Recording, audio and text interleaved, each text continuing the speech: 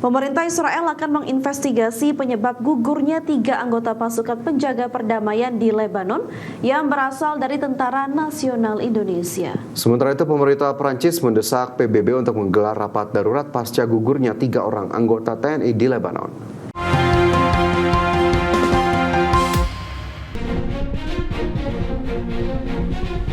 Pemerintah Israel berencana melakukan penyelidikan atas gugurnya 3 personel Tentara Nasional Indonesia yang tergabung dalam pasukan penjaga perdamaian di Lebanon atau UNIFIL di wilayah Lebanon Selatan dalam 2 hari terakhir. Kementerian Pertahanan Israel dalam pernyataan resminya menyebut insiden yang menyebabkan gugurnya 3 orang anggota TNI tersebut akan ditinjau secara menyeluruh guna mengetahui penyebab peristiwa itu.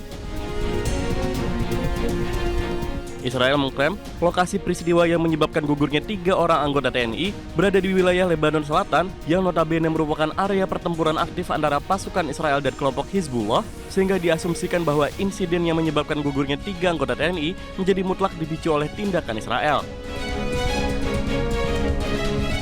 Secara terpisah, Kepala Misi Pemeliharaan Perdamaian PBB Jean-Pierre Lacroix mengkonfirmasi pasukan penjaga perdamaian asal Indonesia terkena ledakan di dekat Bani Hayan, sektor timur. Lacroix menegaskan, pasukan penjaga perdamaian semestinya tidak menjadi sasaran serangan dari pihak yang bertikai.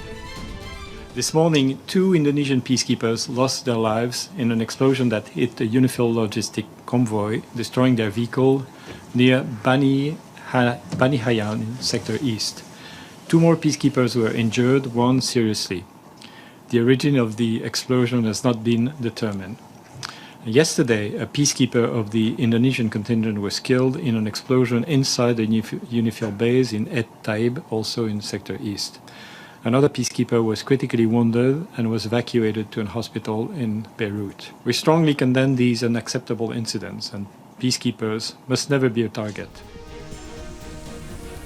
Gugurnya anggota TNI dalam insiden di Lebanon mendorong pemerintah Prancis mendesak digelarnya pertemuan darurat Dewan Keamanan PBB. Menteri Luar Negeri Prancis Jean-Noël Barrot pada Senin kemarin meminta segera diselenggarakan rapat darurat Dewan Keamanan PBB menyusul insiden serius yang melibatkan pasukan penjaga perdamaian PBB. Barrot juga menyampaikan ungkapan bela sungkawa kepada keluarga korban serta menyerukan dilakukannya penyelidikan untuk mengungkap kronologi kejadian.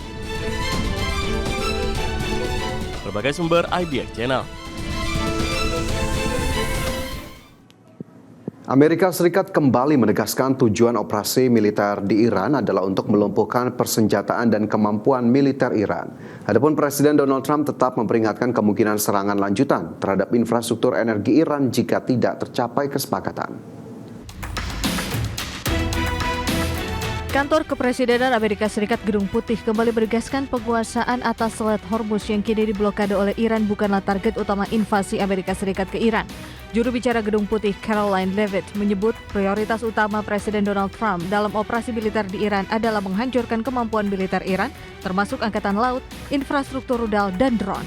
Leavitt menyebut operasi militer Amerika Serikat di Iran juga untuk mencegah pengembangan senjata nuklir oleh Iran. As I've said repeatedly and as the President has laid out, the objectives of Operation Epic Fury are as follows: destroying the Iranian Navy, destroying their ballistic missiles, dismantling their defense industrial infrastructure that produces those weapons that have long threatened the United States and our allies, and then of course preventing Iran from ever obtaining a nuclear weapon. The full reopening of the Strait is something the administration is working towards, but the core objectives of the operation have been clearly defined for the American people by the Commander-in-Chief. Sebelumnya, Presiden Donald Trump menyatakan upaya mengakhiri konflik antara Iran dan Amerika Serikat telah menuju arah yang lebih baik.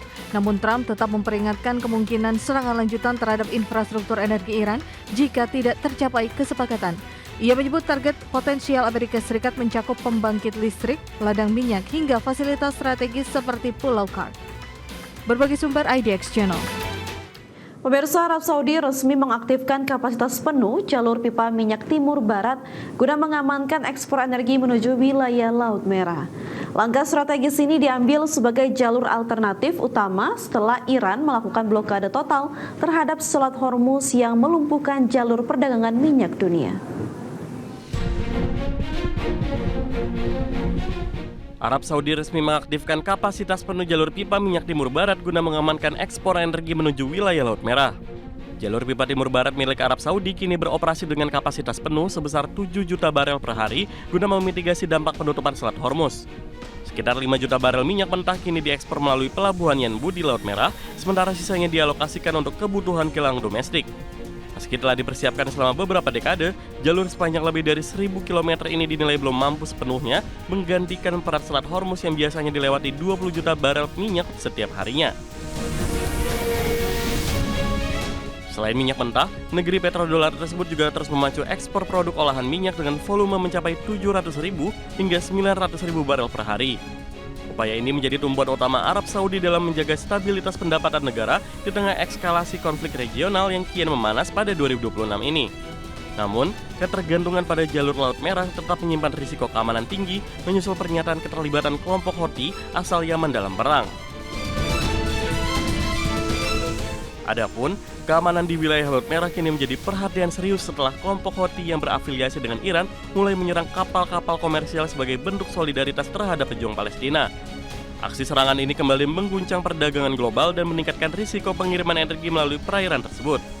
Pemerintah Arab Saudi kini terus memperketat pengawasan di sepanjang jalur pipa dan pelabuhan industri guna memastikan aliran energi tetap terjaga di tengah ancaman sabotase yang dapat memperburuk krisis energi dunia.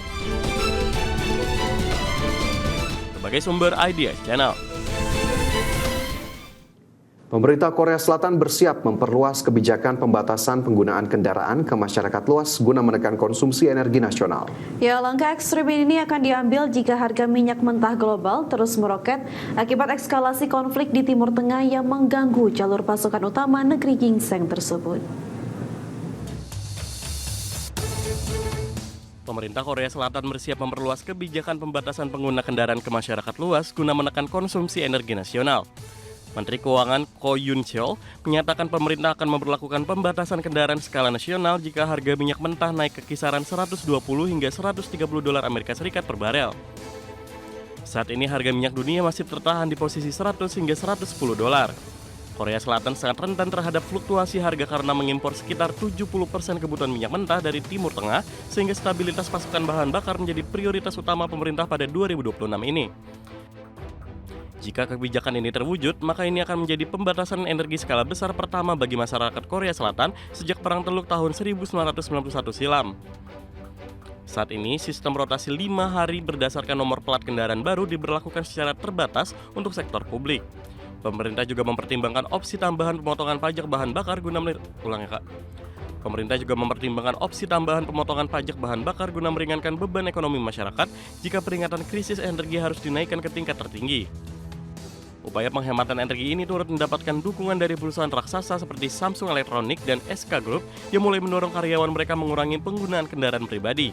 Para pejabat dan anggota parlemen juga gencar mengampanyekan penggunaan transportasi umum serta sepeda melalui media sosial sebagai contoh bagi warga. Langkah kolektif ini diharapkan mampu menjaga ketahanan energi nasional Korea Selatan di tengah ketidakpastian geopolitik global yang kian memanas. Sebagai sumber IDX Channel. Sejumlah SPBU di berbagai daerah mengalami antrian panjang akibat adanya kabar bahwa harga bahan bakar minyak atau BBM mengalami kenaikan. Pemerintah langsung memastikan bahwa tidak akan ada kenaikan harga BBM, baik BBM subsidi maupun non-subsidi. Pemerintah buka suara soal isu rencana kenaikan harga bahan bakar minyak atau jelang awal bulan 1 April 2026. Pihak Istana memastikan bahwa Pertamina tidak akan menaikkan harga BBM subsidi dan BBM non-subsidi. Menteri Sekretaris Negara Prasetyo Hadi mengatakan harga BBM tidak akan mengalami kenaikan. Prasetyo menegaskan sudah ada koordinasi antara pemerintah dan Kementerian SDM bersama dengan Pertamina atas petunjuk Presiden Prabowo Subianto. Koordinasi tersebut dilakukan agar setiap keputusan bisa diambil mengedepankan kepentingan masyarakat luas. Hasilnya Pertamina menyatakan belum akan melakukan penyesuaian harga BBM subsidi dan non-subsidi. Oleh karena itulah Pertamina menyatakan bahwa Pertamina belum akan melakukan penyesuaian harga baik untuk BBM subsidi maupun BBM non-subsidi. Dan kami berharap masyarakat tidak perlu panik, tidak perlu resah karena ketersediaan BBM kami jamin, kita jamin, dan harga tidak terjadi penyusutan. Ya, Wakil Ketua DPR RI Sufmi Dasko Ahmad menegaskan bahwa pemerintah memastikan belum berencana untuk menaikkan harga BBM di tengah konflik Timur Tengah yang kian memanas.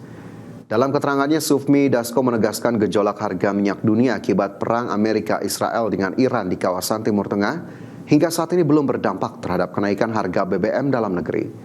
Dasko memastikan bahwa pemerintah juga tidak akan melakukan penyesuaian harga BBM subsidi maupun non-subsidi. Menurut Dasko, ketersediaan BBM dalam negeri hingga saat ini masih aman. Untuk itu masyarakat diharapkan tidak khawatir dan tidak perlu panik. Dewan Perwakilan Rakyat Republik Indonesia memberikan apresiasi kepada pemerintah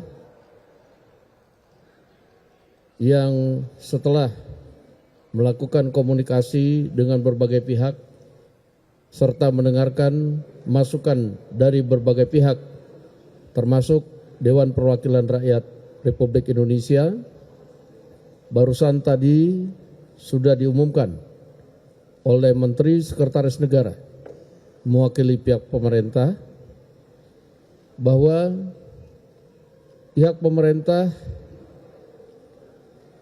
belum berencana melakukan penyesuaian harga BBM subsidi maupun BBM